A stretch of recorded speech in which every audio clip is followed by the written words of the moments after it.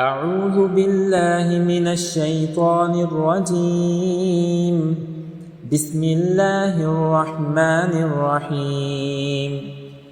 قل أوحي إلي أنه استمع نفر من الجن فقالوا إنا سمعنا قرآنا عجبا يهدي إلى الرشد فآمنا به ولن نشرك بربنا أحدا وأنه تعالى جد ربنا ما اتخذ صاحبة ولا ولدا وأنه كان يقول سفيهنا على الله شططا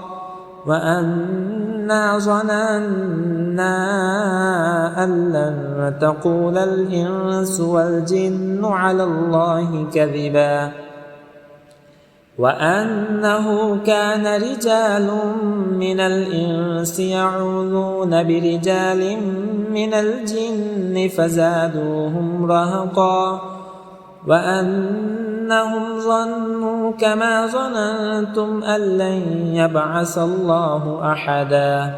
وأنا لمسنا السماء فوجدناها ملئت حرسا شديدا وشهبا وأنا كنا نقعد منها مقاعد للسمع فمن يستمع الآن يجد له شهابا رصدا وأنا لا ندري أشر أريد بمن في الأرض أم أراد بهم ربهم رشدا وأنا منا الصالحون ومنا دون ذلك كنا طرائق قددا وأنا ظننا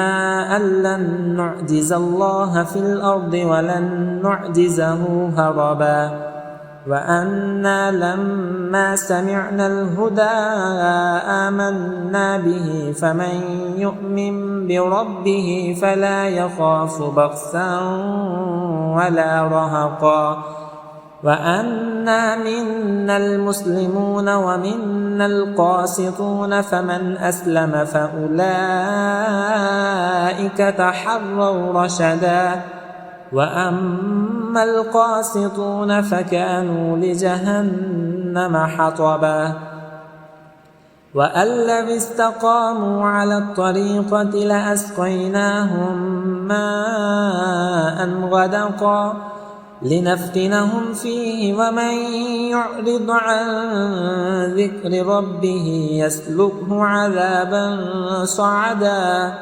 وأن المساجد لله فلا تدعوا مع الله أحدا وأنه لما قام عبد الله يدعوه كادوا يكونون عليه لبدا قل إنما أدعو ربي ولا أشرك به أحدا قل إني لا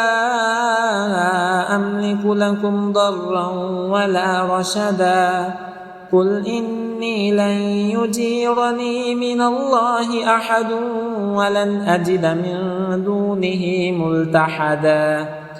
إلا بلاغا من الله ورسالاته ومن يعص الله ورسوله فإن له نار جهنم خالدين فيها أبدا حتى إذا رأوا ما يوعدون فسيعلمون من أضعف ناصرا وأقل عددا قل إن أدري أقريب ما توعدون أم يجعل له ربي أمدا عالم الغيب فلا يظهر على غيبه أحدا إلا من ارتضى من رسول فإنه يسلك من بين يديه ومن خلفه رصدا ليعلم أن